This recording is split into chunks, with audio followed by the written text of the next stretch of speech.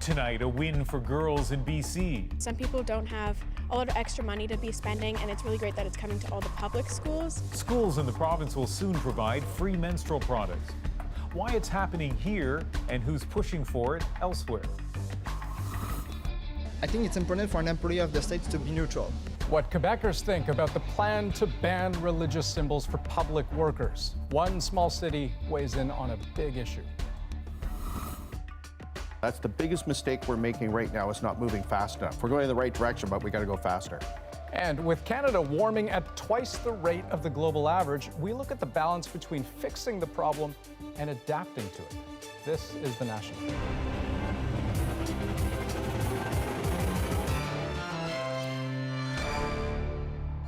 For years, women across Canada have pushed lawmakers. Reduce the cost of menstrual products, maybe even down to zero. It's not an easy fight, but today it was British Columbia that delivered the kind of change women have been asking for. And as Greg Rasmussen shows us, it's in public schools. The benefit will be felt in more than a few ways. All 60 school districts will be required to ensure free menstrual products are available in school washrooms. 500,000 students across the province will now have guaranteed access to menstrual products in school washrooms. It's taken years. This mother helped get things rolling. When I found out that schools didn't have period product dispensers in the restrooms, I immediately purchased one for my daughter's school and installed it. Selena Tribe went on to convince her school board to provide free products. Then it snowballed. Periods are a normal part of life. They're something that we don't talk about, but they happen for 5 to 7 days every month. They're unpredictable. According to a study by tampon manufacturer Always, 1 in 7 girls have missed school at some point because they couldn't afford to purchase menstrual products. Menstruation products are very expensive. 17-year-old Rebecca Ballard worked on the issue at her school. I think everyone should be on board with this, not even just this country, but pretty much every country in the world. Like, it's a necessity for every woman, and every person who menstruates. People, it's all over the world. It's not just in BC, it's not just in Canada. It's like a global thing. Advocates say universal access in all public bathrooms is the next step. Sometimes you're just caught and you get off guard. Outside of Vancouver High School, these teenagers say having free dispensers gives them one less thing to worry about. I think it's really important that all people have access to those things because some people don't have a lot of extra money to be spending, and it's really great that it's coming to all the public schools. Now people maybe who, when they're on their periods, are more inclined to go to school because now they know that if they can't afford to have tampons and pads, that their school's providing them. As for the price, BC's program will cost about $1 per student per year. Greg Rasmussen, CBC News, Vancouver. And there are several parts of the country also trying to take the issue on, tackling what's known as period poverty. Actually, it took the federal government 8 years to remove the tax on feminine hygiene products. So for us in London, it was just an overnight thing. Schools in London, Ontario began a pilot project last year, offering pads and tampons in their washrooms. And next week, City Council votes on whether municipal washrooms should offer the same, free of charge. Then over in Toronto, just last month, Council approved a similar pilot project in some of its city-owned buildings. And in Dartmouth, some pharmacies, including this one, are now giving out free menstrual products to women in need. For every product purchased, they'll give one away for free. Now, part of the issue is that the price of pads and tampons can actually be quite different depending on where you live. On average, for example, a Canadian might expect to pay around $64 annually. Over 30 years, that's about $2,000. But if you live in the north, those costs can almost double to about $118 annually, or more than $3,500 over 3 decades. Okay, Ian, you've got the latest on the political story that's occupied Canadians for weeks now. Andrew, for many people, the political turmoil over the SNC-Lavalin affair comes down to who you believe, the Prime Minister or his former Attorney General. Well, today, Jody Wilson-Raybould faced some tough questions on CBC Radio here in Vancouver. Our David Cochran was listening.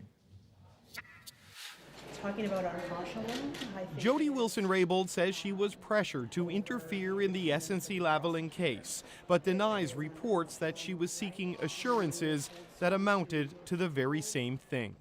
I have to say unequivocally that I would never interfere with the independence of the Attorney General. So you did not seek an assurance that your replacement, David Lametti, would not overrule the Director of Public Prosecutions and direct her to give SNC-Lavalin a deferred prosecution agreement? I would absolutely never do that. But even after her unequivocal denial, multiple Liberal sources maintain Wilson-Raybould raised this condition during weeks of secret talks seeking a compromise. We've seen too many sources say she raised it directly with the Prime Minister in Vancouver in the days before she quit Cabinet. It was discussed after she quit Cabinet, but it was not part of the conversations in the final days leading up to her caucus expulsion. That's why I made the difficult decision to remove Ms. Wilson-Raybould and Dr. Philpott from the Liberal caucus. During the discussions that preceded that moment, multiple sources say Wilson-Raybould had other conditions. They say she wanted Trudeau to fire his principal secretary Gerald Butts, the clerk of the Privy Council Michael Wernick, and PMO senior advisor Mathieu Bouchard, something she will neither confirm nor deny. Did you ask that Gerald Butts, Michael Wernick, and Mathieu Bouchard be fired? There was a number of conversations that was had, but those conversations came after January the 14th, after I was shuffled out as the Attorney General, and those conversations are still covered by confidence, and I respect the confidences that I had. David, another development in the story tonight, SNC-Lavalin has filed another court action. Yeah, that's right, Ian. The company has gone to the Federal Court of Appeal to try to force prosecutors to negotiate a deferred prosecution agreement with it. And what we've learned from new court filings are the three specific reasons why they've been denied one so far. The first is the nature and gravity of the offenses. You have to remember these charges involve millions of dollars in fraud and bribery involving the former Gaddafi regime in Libya. The second is the involvement of senior officers in the organization. And the third is the fact that SNC-Lavalin did not self-report this alleged criminal behavior. Now, up to this point, prosecutors have not explicitly told us what their reasons were. Well, tonight, the company has filled in some of those blanks for us. All right, David, thank you. You're welcome. Turning now to Quebec and the opposition to Bill 21. It would ban certain public sector workers from wearing religious symbols and clothing like the hijab. Today, protesters at one Montreal high school said, no way.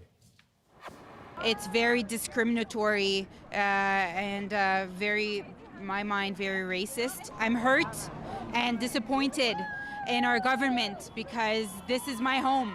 Quebec is my home. But they weren't the only ones pushing back today.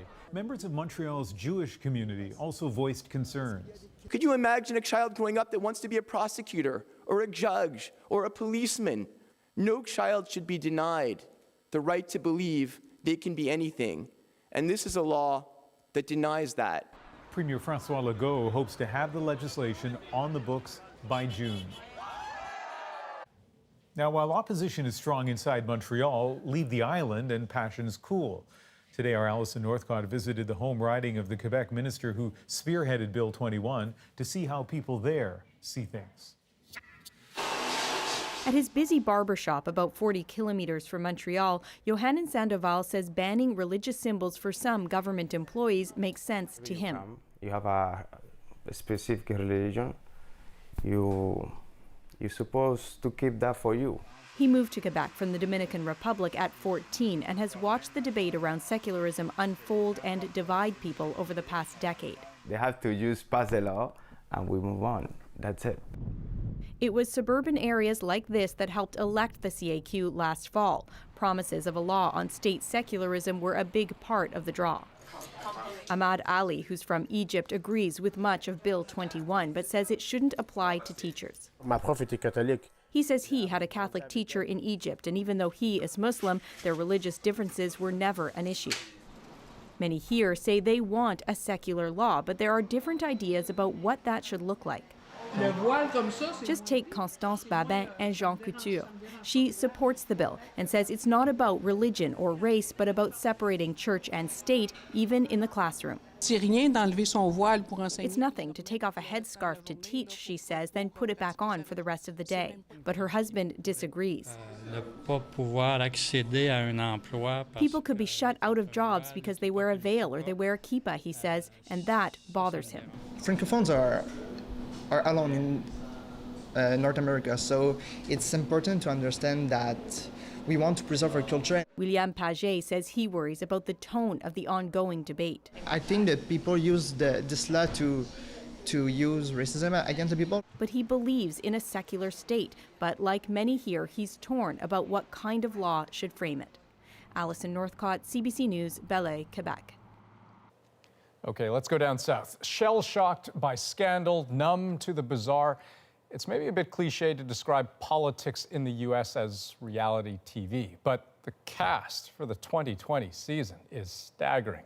17 Democrats have already launched presidential campaigns. Insiders, outsiders, progressives, centrists, big shots, long shots, and that's just those who've declared. But here's the thing, the candidate who's been leading in early polls against all of them, former Vice President Joe Biden. Now, he hasn't even officially entered yet. He is expected to, though, any day. But as Lindsay Duncombe explains, his most immediate fight is around accusations he's out of touch and that he perhaps touches too much all at once.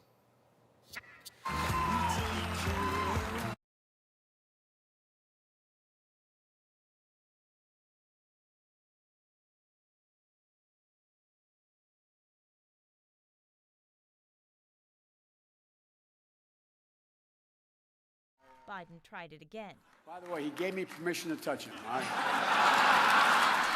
But what amuses this crowd of unionized electrical workers may not play as well in the crowded Democratic primary for president. Out of nowhere, I feel Joe Biden put his hands on my shoulders, get up very close to me from behind, lean in, smell my hair, and then plant a slow kiss on the top of my head. The accusations of unwanted touching come from two women, forcing a discussion about behavior that is maybe not quite #MeToo, but maybe not quite okay either. I shake hands, I hug people. In a video he released earlier this week, Biden promised to do better. The boundaries of protecting personal space have been reset, and I get it. I get it. I hear what they're saying. He stopped short of a full apology, even when pressed by reporters today. I'm sorry I didn't understand more. I'm not sorry for any of my intentions. Women who worked closely with Biden have defended him as a champion of equality. Stephanie Carter, whose video with Biden went viral, this week called him a close friend, helping her get through a tough day. For many, the whole thing may be a chance to contemplate boundaries and behavior. Evidently not the U.S. president, who has been accused of sexual assault by multiple women. Donald Trump tweeted this animation, writing, "Welcome back, Joe." You gotta sort of smile a little bit, right? Biden was asked today if he runs, would there be more stories to emerge about his close contact with women? He said he wouldn't be surprised. Lindsay Duncombe, CBC News, Washington. Okay, in the off chance you feel like you've had enough of Brexit, wait till you hear about the flextension. It's the latest twist in Britain's drawn-out attempt to leave the European Union. It's just an idea at the moment floated by the EU Council President, and it is in response to yet another appeal for more time from the British Prime Minister. But how much longer does anyone really want this to drag on? The CBC's Thomas Daigle explains it all for us tonight from London. Brexit.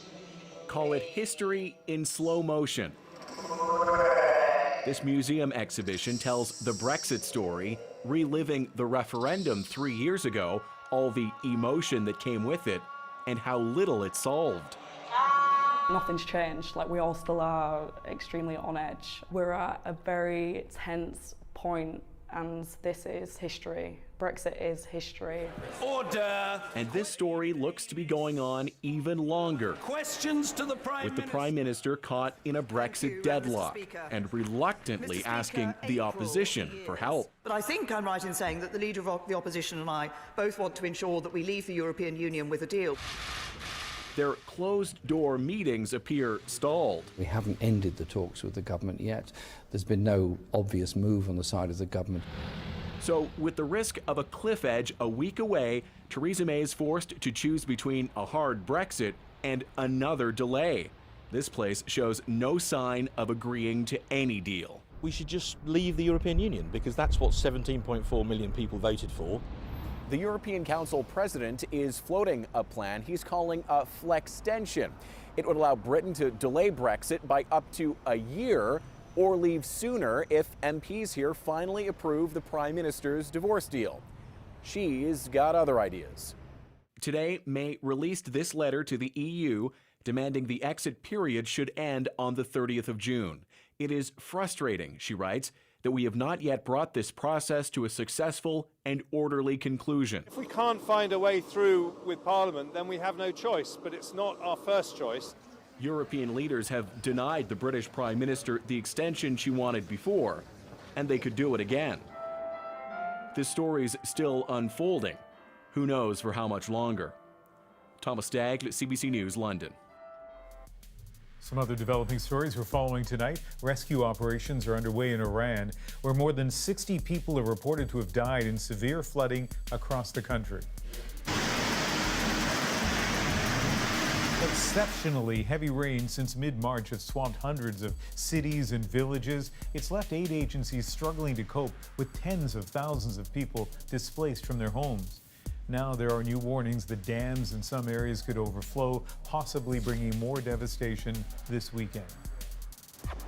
Huge news for almost 60,000 families living across the city who are going to see much-needed renovations. Even as hecklers attempted to drown him out, Prime Minister Trudeau announced a $1.3 billion investment today aimed at repairing Toronto's crumbling community housing stock. The money's earmarked for the renovation of nearly 60,000 units, work that is scheduled to start this spring. The money, a combination of cash and loans, will be distributed over 10 years. And still ahead on The National, looking a gift horse in the mouth. Why cultural institutions are getting choosy about where they get their money. And adapting to climate change. We go in-depth with our panel of experts. Plus, a special day for a young man who was bullied while transitioning. I read your story on CBC News, and that was really inspirational. The start was kind of sharing my story, because hiding who I am isn't going to help anybody, like even myself. His day with the Ottawa Senators. It's our moment.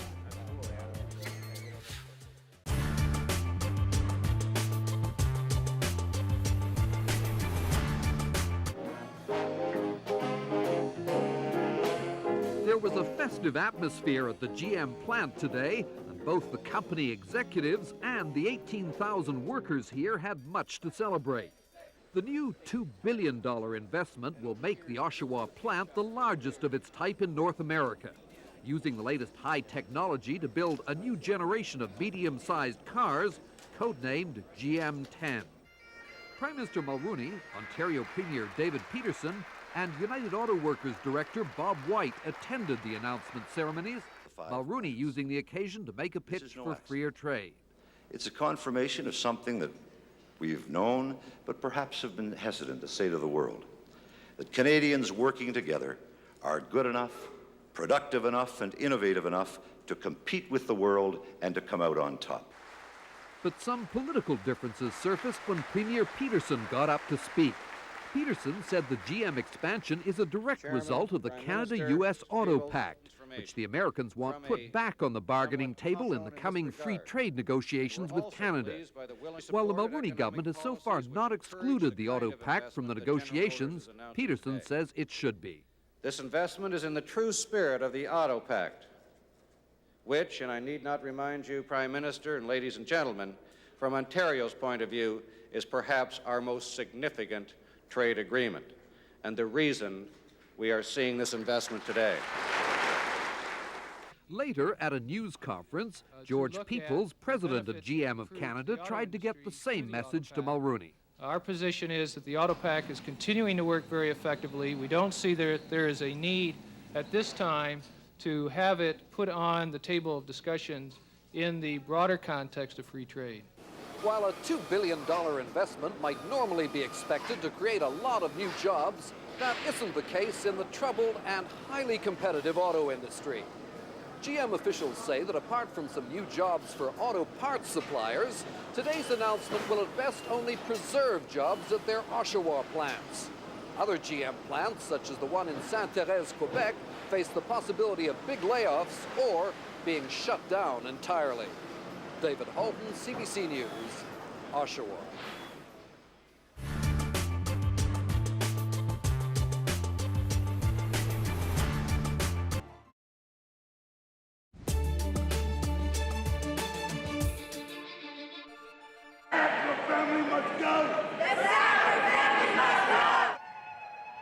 The Sacklers those protesters were shouting about is the family behind Purdue Pharma. It makes the painkiller OxyContin, which has contributed to North America's opioid addiction crisis. And New York's famed Guggenheim Museum is the target because it has taken Sackler family donations. Protests like that one may be paying off. The Guggenheim says it won't take any more Sackler money. And London's National Portrait Gallery turned down a big donation as well. But large cultural institutions, including those in Canada, need large financial gifts. So, as public scrutiny intensifies, how do galleries decide whose money to take? Deanna Sumanak-Johnson explains. There are no protests like this in museums in Canada, at least not yet. But with so many of our galleries depending on private donors, the art world is watching the fallout from the Sackler controversy. It's something that all art foundations in Canada are very aware of and following with a lot of interest. Sackler's live, people die! There isn't much Sackler money in Canadian arts institutions. The Royal Ontario Museum received the largest of the lot, a one-time gift of $250,000 15 years ago. The ROM, along with some other institutions, declined our request for interviews. The Art Gallery of Ontario sent its gift acceptance policy, which says donations could be declined if the gift may have come from illegal activities or the gift involves sensitive issues. The National Gallery in Ottawa has similar policies in place. The fundraising arm of the gallery, its director, and the board of trustees are all involved in vetting potential donors. You make the best decisions you can in the current climate when the gift is made, and then downstream, sometimes there's evolution to that story, and certainly when it drifts towards criminal charges or very complex reputational issues, well, then the organizations have to take stock and they have to assess what their next move is. The Sackler, family have done a lot of good. But for this prominent art philanthropist who sits on the Art Acquisition Committee of the Montreal Museum of Fine Arts, it's a slippery slope. Are we going to stop taking money from the banks because they egregiously overcharged, or the interest rates on our credit cards are 22%? It raises a whole series of questions of, is anybody, is any corporate money any good? Because you're going to, right now in Canada, we have inadequate government funding for the arts. Why do you think that is? Whatever happens, Stephen Ranger, partner at the auction house Waddington's, hopes it doesn't make donors reluctant to give. There's really only a handful of families who are big donors. If you took any one of those out, it would have a profound impact on our cultural landscape. And you're giving your friends a tour. For now, Canada's arts fundraisers are attempting a tricky balancing act: get the money they need for their institutions to shine, while also investing in policies to keep out the donors whose money just might not be worth the trouble. Deanna Sumanak-Johnson, CBC News, Toronto. Still ahead on The National, 1 year since the Humboldt bus crash. Tonight, how the team's pastors helping family and survivors wade through the grief. Also, this week, we got another warning that the effects of climate change are here and developing faster in Canada than in the rest of the world. We'll discuss how we adapt with our in-depth panel next. But first, Bianca Andreescu has been killing it on the courts. This Sunday, Canada's latest teen tennis sensation tells us how it feels to win and what's yet to come. Here's Adrian with a preview.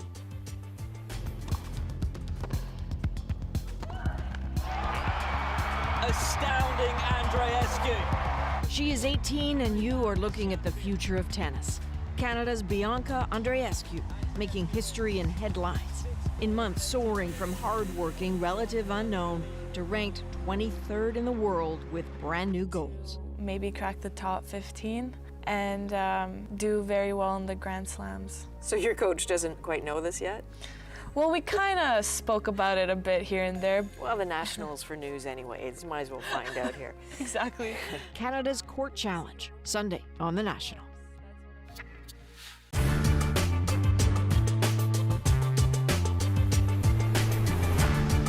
Toronto Toronto, in fact, more than any other centre in Canada, can truly be called Cocaine City. This is the major battlefield in the war of wits between the cocaine smuggler and the authorities. Toronto International Airport Customs. Last year, more cocaine was seized here than anywhere else in the country, over 400 pounds. Completely in. These are the trophies of the battle. False bottom suitcases, body vests, boots, scuba tanks, all ingenious hiding places that weren't ingenious enough to fool officials. Brian Bavis is a corporal with the drug squad at the airport. I would estimate that if we're getting 2 to 3%, we'd be doing well. RCMP Superintendent Donald Heaton. Well, I think we're seeing an increase in the amount of cocaine coming into Toronto. It may well be because we have a lot of flights direct from South America here. Toronto itself, I think, is a fair user population. I would think last year probably Ontario, and no doubt Toronto saw half of the cocaine in Canada used here. Small quantities of cocaine that are put into condoms and then swallowed is the most difficult smuggling method to detect. But it is also the most dangerous. If just one condom breaks while it is in your system, it's certain death within an hour. But the profit for some is apparently worth the risk. Consider this. In the mountains, enough coca leaves to make a kilo of cocaine sell for $250. The refined paste sells for $5,000. By the time the paste is made into a 100% pure powder, that same kilo sells for $20,000. Just by making the trip to Toronto, the kilo doubles in value. It is now worth $40,000. In Toronto, wholesalers add other substances like milk sugar or Novocaine. It's called cutting, and it stretches the amount of the drug the wholesaler can sell. Our kilo is now only 50% pure, but it has doubled in price again. It's now worth $80,000. Those people dealing in cocaine, for the most part, could be called entrepreneurs. They can go down to South America and bring back in one shipment enough to make a $30,000 to $40,000 profit on one shipment. Cocaine is to Toronto what heroin is to Vancouver. Toronto is the cocaine capital of Canada. 1 gram, a few snorts, costs $130 to $180. In return, the user gets the classic effects of a stimulant: euphoria, cheerfulness, self-confidence, increased mental activity, more energy, a faster heartbeat, and more awareness. The effects of one sniff last 20 to 30 minutes. The high is good, so good that once you're down, you want to get right back up. For some, cocaine is in. Classy. Nicknamed the champagne of drugs, cocaine is often found where the beautiful people are. If you have good connections, you'll spend more money for the drug, but the cocaine will be purer. This Toronto musician has used cocaine. You don't have people on Yonge Street walking up going, want to buy a gram of coke? I mean, they'll offer you acid or pot or something, but I think that also has to do with the price. The police say it's just getting the tip of the iceberg, the snow on the top of the mountain, so to speak. That's because it is used privately, mostly by people without a criminal record. In other words, people the police wouldn't suspect. If cocaine was more accessible than it is now, would it become our worst drug problem? If it were legal the way alcohol is and were similar in price, I can well see that it could easily become the major drug problem.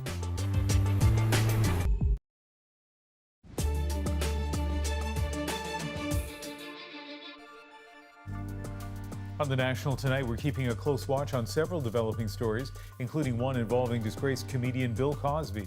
Court documents show the 81-year-old in prison for a sexual assault has agreed to settle lawsuits filed by 7 women. They accused him of sexual misconduct. Cosby had called them liars, and the women sued him for defamation. But in a twist, a representative for Cosby said the insurance firm settled without his knowledge or consent and says he's not going to pay anything. And Rolling Stones frontman Mick Jagger is recovering tonight after having a heart valve replaced. The 75-year-old updated fans on social media, saying he's feeling much better and is on the mend. The Stones postponed their tour last week so Jagger could get treatment.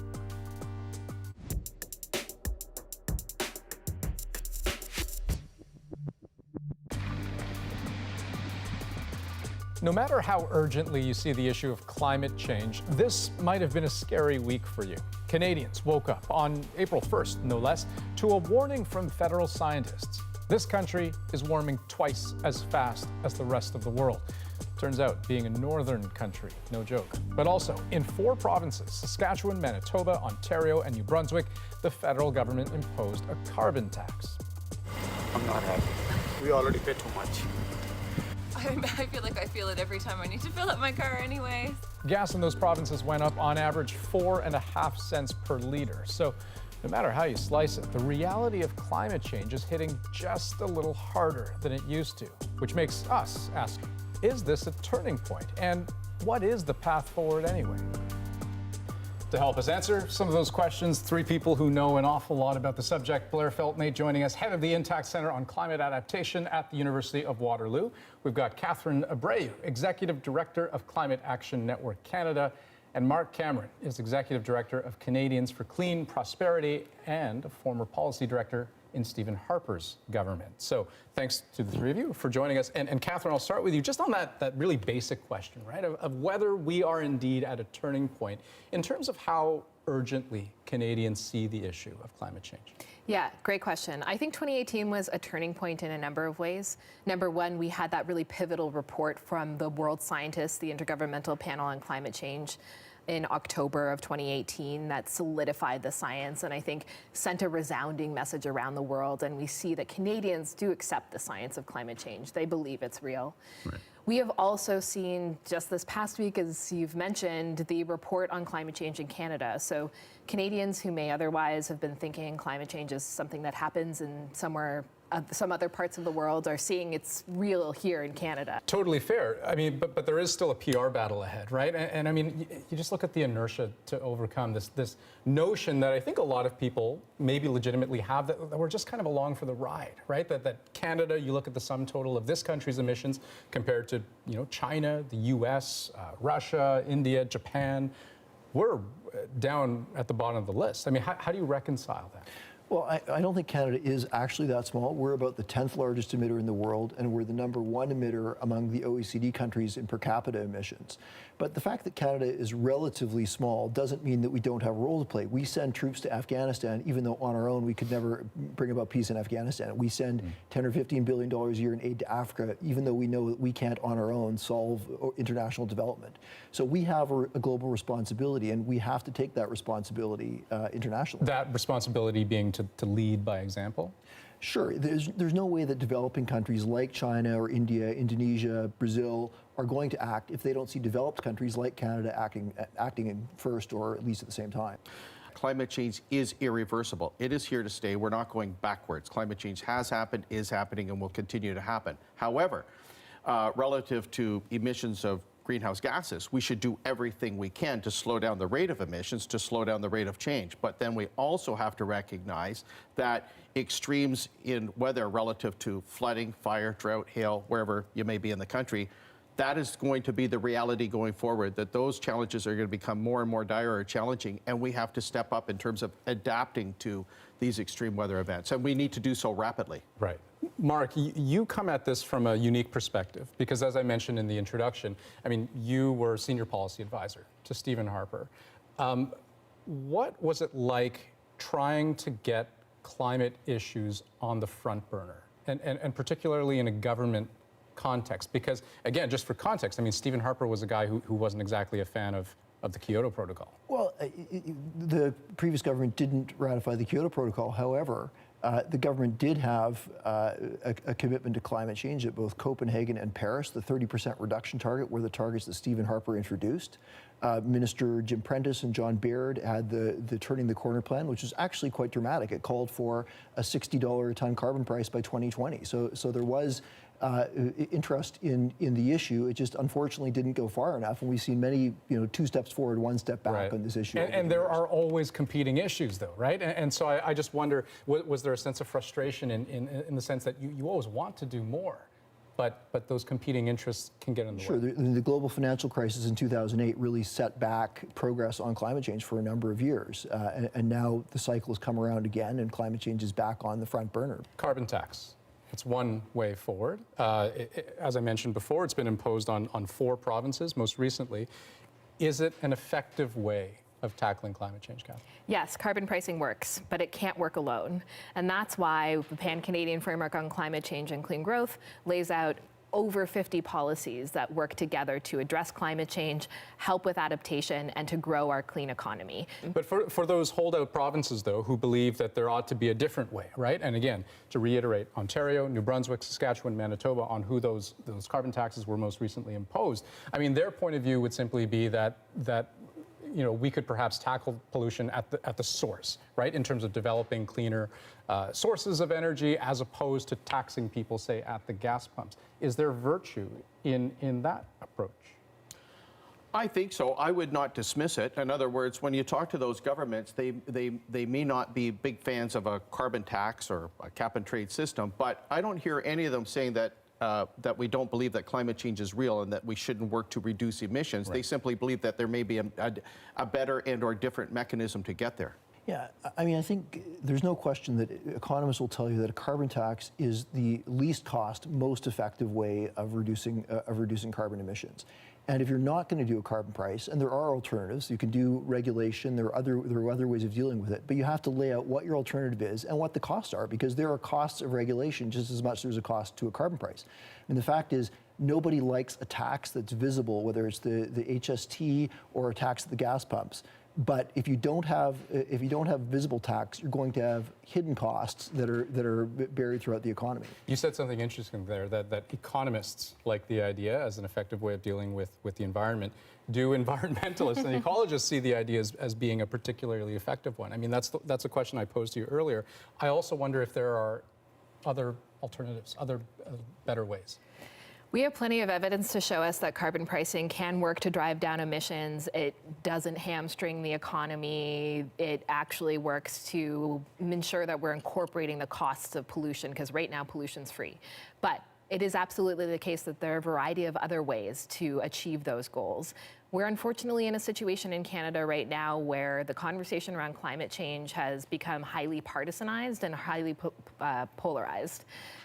Climate change is not a partisan issue. It might be a political issue, but it is not a partisan one. And we have a long history of various governments of different political identities in Canada offering great solutions. So yes, there's a variety of ways to do it, but we have to make sure that everyone has a plan. But there's another part to climate change that we haven't talked about, and that's adaptation to climate change. Right. And when you go right across the country, I have not met a premier that wasn't on board in reference to adapting to climate change, to putting measures in place to lessen the risks associated with flooding that is getting worse or forest fires that are problematic. They're all on board on deploying best practices to take risk out of the system or anticipate that risk and prepare. What are the examples we should be looking to in terms of smart ways of adapting to the reality that climate is changing? In my opinion, I would hit the one that's most costly to Canadians right now, and that is treatable, practically and cost effectively, and that is flooding and flooding basements. That's the #1 cost in the country as of this moment.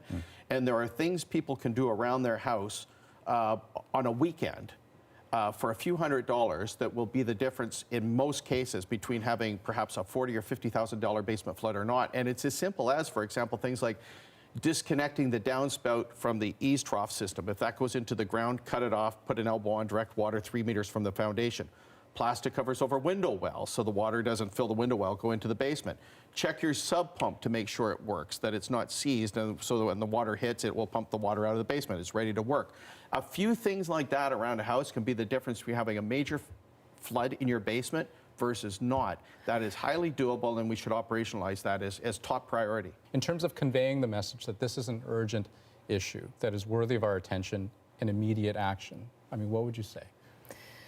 So I think Canadians are experiencing the impacts of climate change firsthand. The report that we had this week told us Canadian communities are experiencing floods, fires, melting of permafrost, as bad as many other communities in other parts of the world. From my perspective, the call to arms is really about talking to our elected officials, having a conversation about climate change, and pointing out that regardless of one's political identity, we experience the impacts of climate change, and we have the conviction that it's necessary for us to take action. Two things. There's been a lot of talk over the last week, especially about the costs of carbon pricing. not nearly enough focus on the benefits. Every Canadian is going, or at least in those 4 provinces, are going to be getting rebates this spring that for most households will be more than what they will actually pay in the carbon tax. And we have to focus on the fact that that revenue is not lost. That revenue goes back to the economy, back to households. Average household in Ontario getting $307, and in Saskatchewan about double that. Secondly, what this report has showed is that climate change is not something for the far-off future. It's not something that's going to only take place in Bangladesh or the Maldives. It's taking place in Canada. It's taking place now, and we have to act now. It's a little bit like this. You're heading down the road in a little compact car in a certain direction at a certain speed. But you look in your rear view mirror and you see a giant transport truck coming up right behind you, but at twice your speed. Moving in the right direction isn't good enough. You got to speed up. And that's what we have to do in Canada. That's the biggest mistake we're making right now, is not moving fast enough. We're going in the right direction, but we got to go faster. Blair, Mark, Catherine, wonderful chat. Thanks so much, guys. Thank you. Thank you. So, climate change has delivered nasty surprises. Oceans warming, ice vanishing ahead of projections. And while in Canada, the changes are more extreme, go to the northern parts of the country, like Inuvik, Northwest Territories, and the increasing warmth is impossible to ignore. Mackenzie Scott gives us a snapshot of how local residents and businesses are trying to keep ahead as their world melts around them. There used to be 8 igloos here, but this is all that's left. This is our Aurora Igloo Village, or what was, I guess, our village, but it all melted and fell down. So you're just seeing the remains of all our hard work. It took Kylot Kasoon-Taylor and his team a month to build this ice village for their tours, but it melted a month early. Temperatures have been rising across the north at 3 times the rate of the rest of Canada, according to this week's climate report. It's scary, you know, like I really love the north and I love the winter, and so many people depend on it. You know, they're out there trapping or hunting, and then us with tourism, you know, we depend on the snow and ice, so it's concerning, yeah. In Yellowknife, the annual Snow King Festival closed a week early, and the Long John Jamboree moved from a melting frozen lake to land. This weekend, Inuvik's Muskrat Jamboree is expected to set up here on the Mackenzie River, like it has year after year. But it's unclear if that may change in the future. The last 4 months have been significantly warmer than previous years.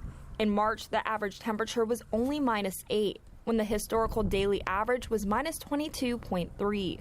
Although temperatures have dropped to normal this past week, organizers for the Jamboree are taking precautions. People are being asked to park on land, not the ice road, to cut down on the wait. Noel Cockney from Tuktoyaktuk is hoping people can still enjoy the festival season. Especially with the Inuvialu, like we've adapted to a lot of different changes, and that's just like basically what we have to do now. Although Northerners are used to the unpredictability of the weather, most are worried about these warm temperatures becoming the new normal. Mackenzie Scott, CBC News, Inuvik. Next on The National, it's been 1 year since the deadly bus crash rocked Humboldt, Saskatchewan. Bonnie Allen speaks to the team pastor next. I can't dictate when a person should get over grieving. You don't get over that, you know, but how do we move forward?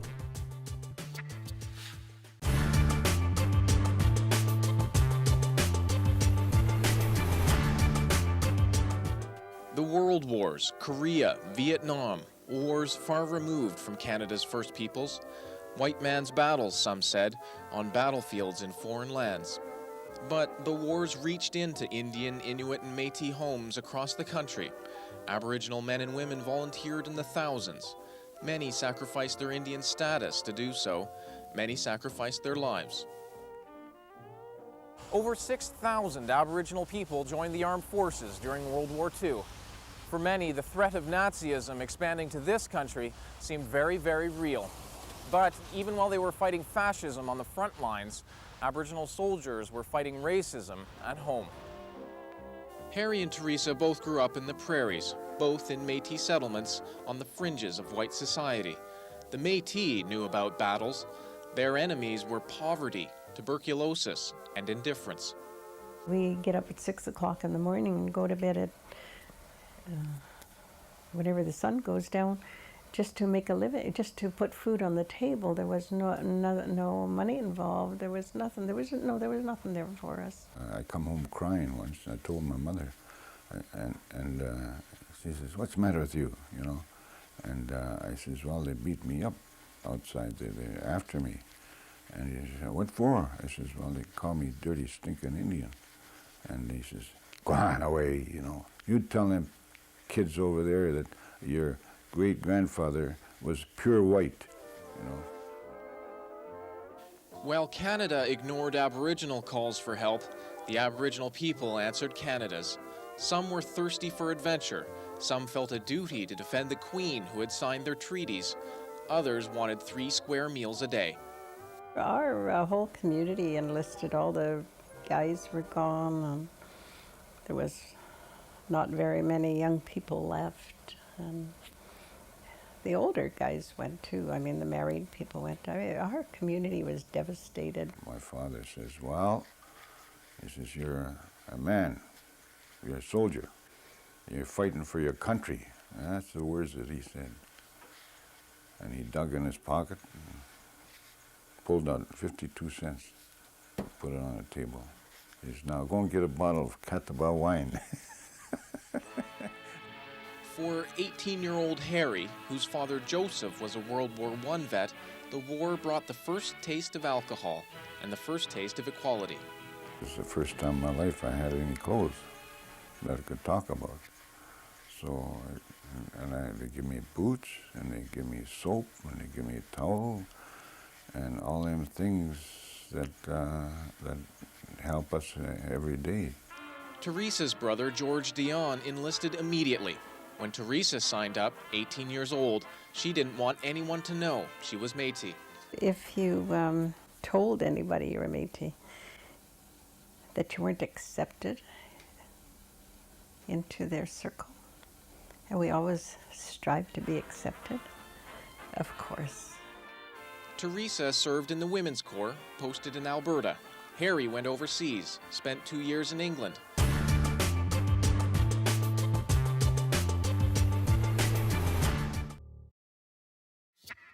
Tomorrow marks 1 year since the Humboldt Broncos bus crash.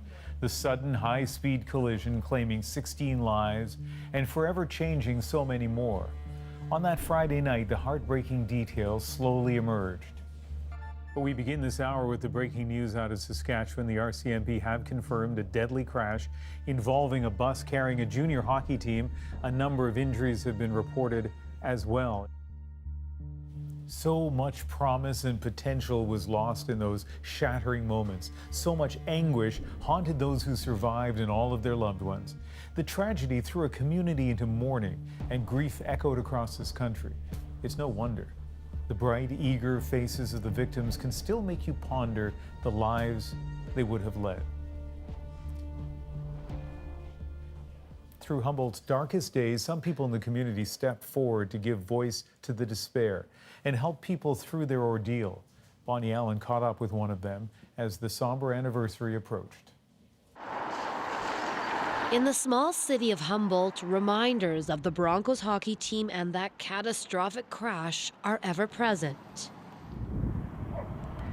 A memorial sits outside the Humboldt Bible Church. Its pastor, Sean Brando, has been the hockey team's chaplain for 8 years. I don't wake up having nightmares and things, but of course you think about it a lot. Brando wasn't on the bus, but he came upon the crash scene with his family. And just hear groaning and panic and fear. The 39-year-old pastor was thrust into the national spotlight after the crash in this televised vigil for the victims. That's all that went through my head. This is it. This is the valley of death. This is the valley of darkness. And all I saw was darkness. All I saw was hurt and anguish and fear and confusion. And I had nothing. Nothing.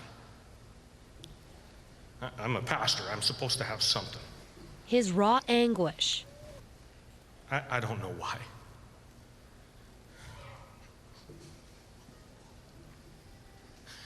I don't know why. And questions resonated with a nation. Where was God? How could God allow this? And that's really at the heart of it. And where was God in all of this? For him, it wasn't a crisis of faith, but he knew it could be for others. If God was a God that we could fully understand and could dictate what we thought should happen, this world would be in rough shape. If I got my way every time, and if I tried to formulate a God that fit into a box of some sort, whatever I want him to be, he's no longer God anymore. Hope and humor are his salvation. At Saturday's memorial, the pastor will again search out the faces of 29 families grieving lives lost and lives shattered, survivors left paralyzed or coping with brain injuries. The families united yet unique. There's great strength to grieving collectively that way. There's great comfort in that, but at the same time, it's hard to do and hard to keep doing. Grief, he says, is messy. So where you have one person who's been able to move to forgiveness, another person can't, and so it creates an issue of, well, how dare you forgive that person? And then the other person says, well, how dare you be so behind in grieving? And so it just presents some strain that isn't meant to happen in grief. The question of how to forgive the truck driver who blew through the stop sign keeps popping up, says Brando. And I don't think it's fair to ask me, should people forgive? I can't dictate that. But the Bible's really clear for those who have been forgiven by Jesus, we are called to forgive because we understand what it means to be forgiven. I can't dictate when a person should get over grieving. You don't get over that, but how do we move forward? The much bigger thing, I think, is just that really hit people is the brevity of life. Like, these are guys in their prime of life, strong, healthy, and so that's a hard thing to swallow. His message now is one that he often shared with this team of young men. Some of us will have 20 years, for some of these guys, some of them 16. Others maybe live till 88 or 90 or 100, but we don't know. And so just to take seriously the breath that we have and to do well with the time that we have here on earth. Make the most of each breath, each moment. It can all be gone in a second. Bonnie Allen, CBC News, Humboldt, Saskatchewan. The moment is next. But first, you may remember that last April, people began leaving hockey sticks outside their front doors as a tribute to the Broncos players and staff who were killed.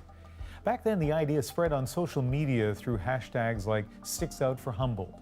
And this year, it's happening again.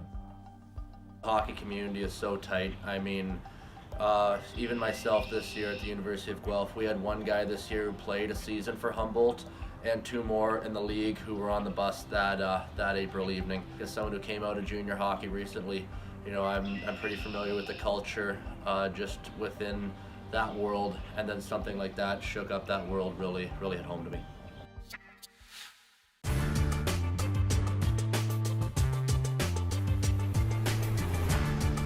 When you head into the Great Lakes in midwinter, you brace yourself for two major obstacles, storms and heavy ice. But it was neither of these that became the first big problem on this trip. At the northern end of Lake Huron, the ship developed a serious engine problem. I had a failure in the main engine governor. We diverted the ship to Drummond Island for security reasons so that I could check the governor out in as much as possible and find out what was right with the engine. I was not able to correct the problem, but I was able to compensate for it by increasing the amount of pitch on the propeller so that while the engine did not pick up full revs, we still got full power. Because of the problem with the engine, the Doane was almost a full day behind schedule. With a daily operating cost of about $5,000, any downtime quickly becomes expensive.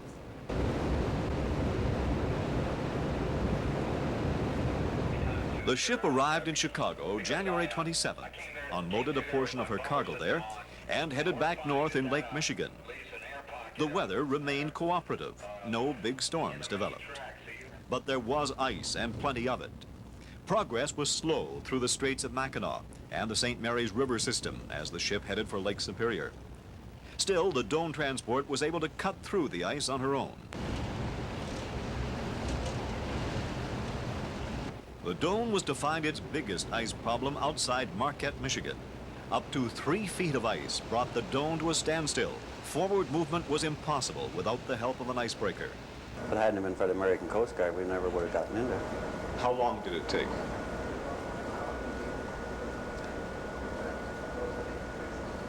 I think it was about 18 hours, something like that. To cover how long a distance? About 7 miles. The icebreaker Mackinac waited for the Doan to unload the cargo, then escorted her back down through Lake Superior to the Sioux Locks.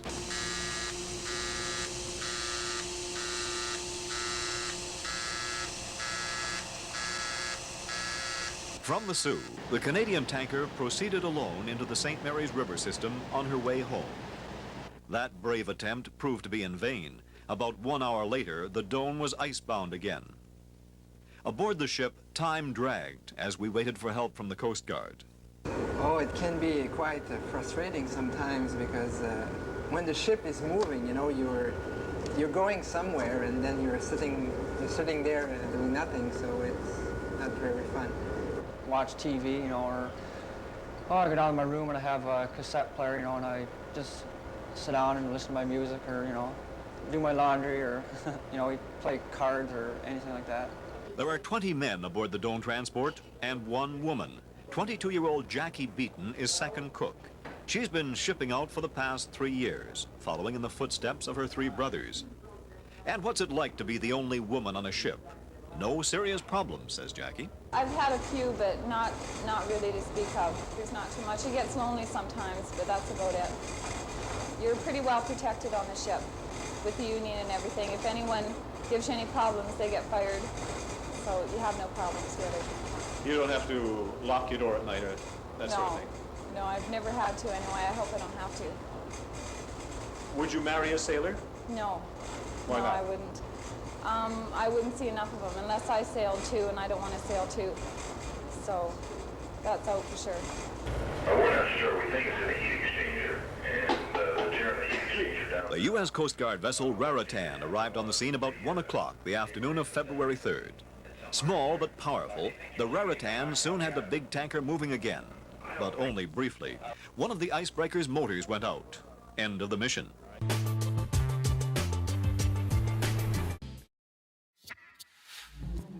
Some stories we run on the program resonate long after they've gone to air, and we have an example for you tonight. So you may remember Kian Olszewski, whose story of transition we brought you last month. Well, after it ran, there was an outpouring of support.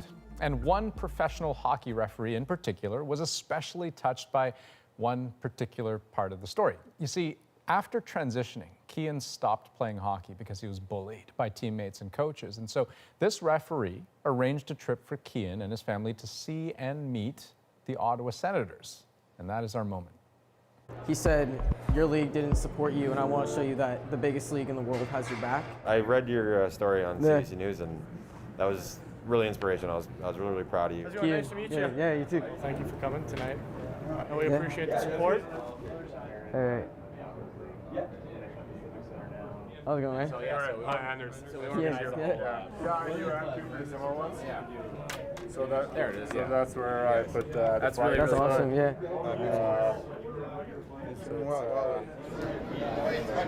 Nice to meet you. Come by face. How you doing? Nice to meet you. No, it's really cool. I wasn't expecting like this much, you know.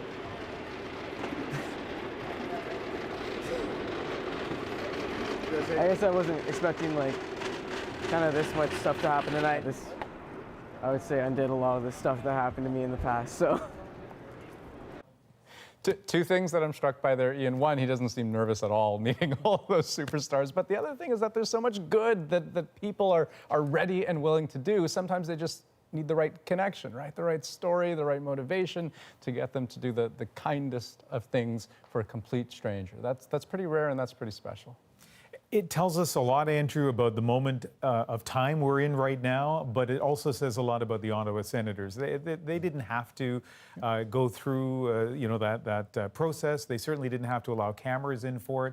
They chose to do it. It was a remarkable thing they did, not just for him, but the whole issue. So it was impressive, and it's a nice way to finish the week. That is the National for Friday, April the 5th. Good night. Good night.